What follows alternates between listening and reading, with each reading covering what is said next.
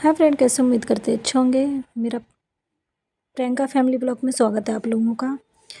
और फ्रेंड, मैं अपने बारे में कुछ आप लोगों को बताना चाहती हूँ। बस आप लोग मेरी फैमिली हो, इसलिए मैं आप लोगों से शेयर करना चाहती हूँ अपनी बात। और आप लोग सुन के बताना ज़रूर, कमेंट करना, लाइक, नमस्ते। और फ्रेंड, कैसे हो आप लोग। औरैया ज़िला की रहने वाली हूँ और मेरी शादी औरैया ज़िला में हुई है।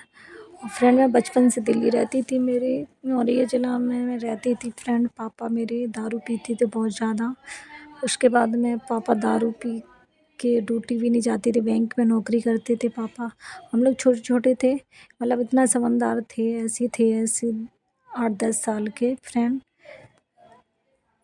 ऐसे होंगे 8 साल के फ्रेंड हम लोग। तो मेरे भाई भी मुझसे बड़े थे, 2 भाई मेरे और एक भाई छोटा था मेरा। तो फ्रेंड, मैं पापा दारू पीते थे और हम लोगों के ऐसे ऐसे दिन थे फ्रेंड कि हम लोग अपनी खाना भी नसीब नहीं होता था फ्रेंड। इसलिए ना मुझे अजीब सा लग रहा है,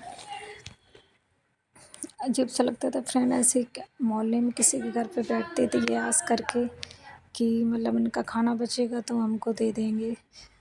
तो मतलब वो भी, उनको भी ख़राब लगता था फ्रेंड।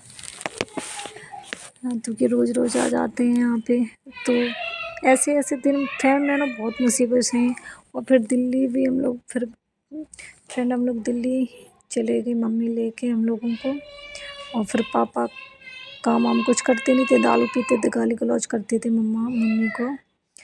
फिर फ्रेंड हम लोग दिल्ली चले गए। मैं भी 8 में पढ़ रही थी फ्रेंड। आप सोच सकते हो ना, पहले 5 साल में एडमिशन होता था, मैं 8 में पढ़ रही थी और पूरी भी नहीं पढ़ाई हो पाई थी, पेपर वेपर भी नहीं दे पाए थे मैंने। फिर हम दिल्ली चले गए तो वहाँ भी नहीं पढ़ पाई। मम्मी काम करती थी घर में और यही सब झाड़ू पोंछा बर्तन खाना वाना बनाती थी। फिर उसके बाद में फ्रेंड हम भी थोड़ा समझदार हुए, हम भी मम्मी की हेल्प करवाने लगे क्योंकि माँ है ना। और भाई भी करते थे थोड़ा, तो घर चलने लगा उससे और कमरे का किराया। तो फ्रेंड उसके बाद में तुम थोड़ा थोड़ा मैनेज अपने। फिर फिर उसके बाद में मैं 19 साल की थी, फिर मेरी शादी की बात आज चलाई मम्मी ने हैं। तो ये भी, मेरे पति देव भी पढ़ रहे थे जब, सिर्फ एक ही जगह बात आज चली फ्रेंड।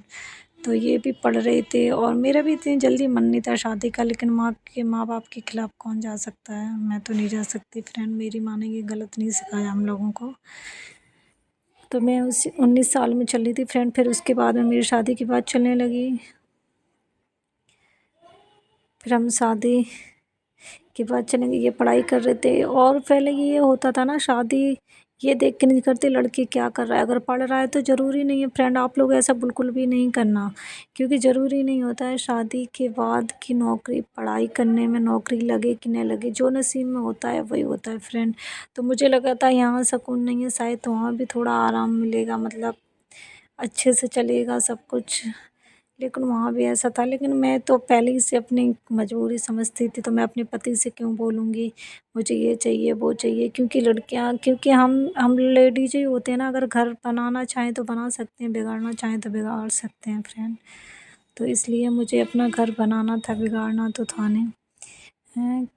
क्योंकि हम बिगाड़ेंगे तो किसका बिगाड़ेंगे, अपनी तो बिगाड़ेंगे कि हमें ये चाहिए, इतनी महंगी साड़ी चाहिए, इतना सब चाहिए। क्योंकि घर में तो हमारे, क्योंकि हमें तो पता था ना, क्योंकि हमारे मायके में तो खाना नसीब भी नहीं होता था फ्रेंड। और मैं यहाँ आके मुझे जो 2 वक्त का खाना मिल रहा वो क्या कम है क्या फ्रेंड।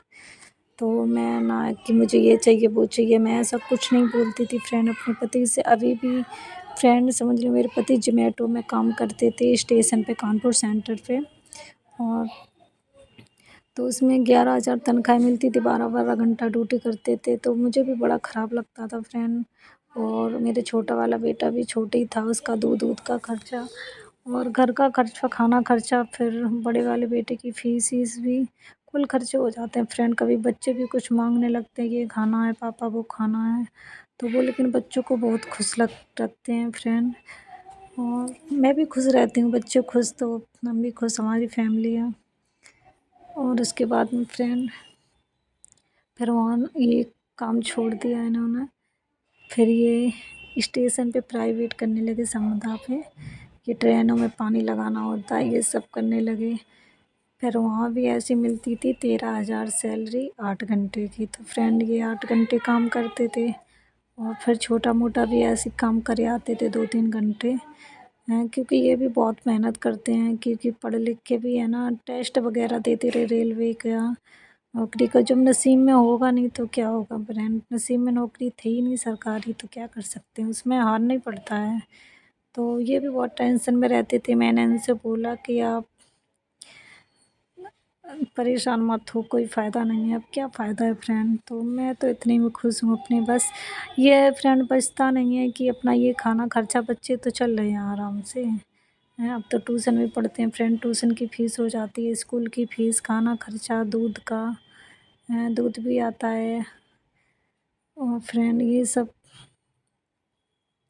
चलता है। और मेरी सास भी मुरैया ज़िला में मेरी शादी हुई थी फ्रेंड, तो मेरी सास भी वहीं गाँव में रहती हैं। तो मेरी सास मतलब आती हैं यहाँ पे कभी-कभार घूमने। तो मेरे ससुराल में भी 3 बहू हैं, लेकिन मेरी सास, ननद सब लोग ससुर-वसुर बहुत अच्छे हैं फ्रेंड। मुझसे कभी फ़ालतू नहीं बोलती, क्योंकि मैं देखो वो तो दोनों तरफ से होता है, एक हाथ से ताली नहीं बजता फ्रेंड। मेरी सास अगर कुछ बोलती भी थी, मैंने कभी जवाब नहीं दिया फ्रेंड अपनी सास को। वो ना मैंने मतलब वो बड़ी हैं तो बड़ी रहेंगी फ्रेंड, हम तो छोटे हैं, छोटे ही रहेंगे हमेशा, बहू हैं। तो सास है तो बर्दाश्त कर लेते थे, इसलिए मेरी और मेरी छोटी देवरानी है फ्रेंड, छोटे देवर की बहू, और वो तो इतना पटर-पटर बोलती थी फ्रेंड। तो वही देखा जाता ना फ्रेंड, क्योंकि अपने बहनों में यही कहना चाहिए, अगर सास कुछ बोलते हैं तो प्लीज़ बर्दाश्त कर लिया करो। अगर उनके सामने कोई दूसरा आएगा ना तो ये लगेगा इससे अच्छी तो मेरी वही थी। तो फ्रेंड थोड़ा मैनेज करना पड़ता है आप लोगों को भी। तो मेरी सास भी बहुत अच्छी हैं, नंदन सब लोग मेरी कभी किसी से मतलब कुछ भी बहसबाजी भी कभी नहीं हुई मेरी, ना सास से ना मेरी नंदों से। तो फ्रेंड मैं आपको अपनी मेरी फैमिली हो इसलिए अपने बारे में कुछ बताना चाहती थी, और लंबी स्टोरी है फ्रेंड, मैं क्या-क्या बताऊँ आप लोगों को, वीडियो भी ज़्यादा लंबी हो जाएगी। तो फ्रेंड उसके बाद में मेरी शादी हो गई, फिर बस 2 बेटे हैं मेरे, एक 6 साल का है, एक 3 साल का है। तो बस पढ़ाई कर रही, इस साल मैंने छोटे वाले बेटे का भी एडमिशन कराया है। और ये थोड़ा आउटर में रहती हूँ फ्रेंड, इधर मतलब स्टेशन ऐसे 15 मिनट लगते हैं, थोड़ा आउट एरिया है इधर। तो फ्रेंड इसलिए मेरे 2 कमरे का किराया 5,000 है। और फ्रेंड मैंने धीरे-धीरे करके एक मैंने सेकंड हैंड बेड लिया है गोलक में 20-20 रुपए डाल के फ्रेंड। तो मैंने फिर सेकंड हैंड बेड लिया है एक। फिर थोड़ा गृहस्थी का, मैं अपने कभी सब्ज़ी-वब्ज़ी लेने भी जाती कोई सामान, उसमें मैं बचा के ले आती हूँ फ्रेंड। फिर मैंने एक सेफ ली थी, तो इनका कोई पहले करते थे कि ज़ोमैटो में, तो उन्हीं का मालिक कोई था तो उसने सामान निकाला था, तो उससे सेफ ले ली थी सेकंड हैंड फ्रेंड। और अभी ये ऑटो चलाते हैं, फिर एक दिन जैसे काम करते हैं तो एक दिन का घर में रखते हैं, 2 दिन का फिर दूसरे दिन का उसको देते हैं ऑटो का किराया फ्रेंड। तो ये भी बहुत मेहनत करते हैं फ्रेंड, लेकिन भैया ना मैं खुश हूँ अपने फ्रेंड। बस मैं आप लोगों से यही कहना चाहती हूँ फ्रेंड, आप लोग इतना सपोर्ट करिए कि हमारा भी खुद का घर हो। बस हम सपने में सोच सकते हैं, हमारा घर कब होगा, कभी नहीं होगा शायद। तो मुझे भी एक उम्मीद जगी अपने पति की हेल्प करूँ मैं। तो मैं अपने बच्चों को टाइम भी देना चाहती हूँ फ्रेंड, मैं इतनी पढ़ी लिखी भी नहीं हूँ, तो इसलिए मैंने सोचा चैनल बनवाया कि वीडियो बनाना स्टार्ट। लेकिन कोई लाइक सब्सक्राइब नहीं करता है तो बहुत अफ़सोस होता है फ्रेंड। आप भी लोग तो हम लोगों को, छोटे यूट्यूबर को आगे बढ़ा सकते हो फ्रेंड। बस आप लोगों से मुझे इतने कहना था, आप लोग कोशिश करोगे तो क्या क्या नहीं हो सकता है फ्रेंड। हम लोग छोटे यूट्यूबर हैं, अगर बड़े यूट्यूबरों का नहीं करेंगे सपोर्ट तो कोई बड़ा यूट्यूबर भी आगे नहीं बढ़ पाएगा फ्रेंड। हाथ जोड़ के प्रार्थना है आप लोगों से, प्लीज़ आप सपोर्ट करिए, लाइक करिए, सब्सक्राइब करिए, ऐसे ही मेरा सपोर्ट करते रहिए आप लोग, प्लीज़ प्लीज़।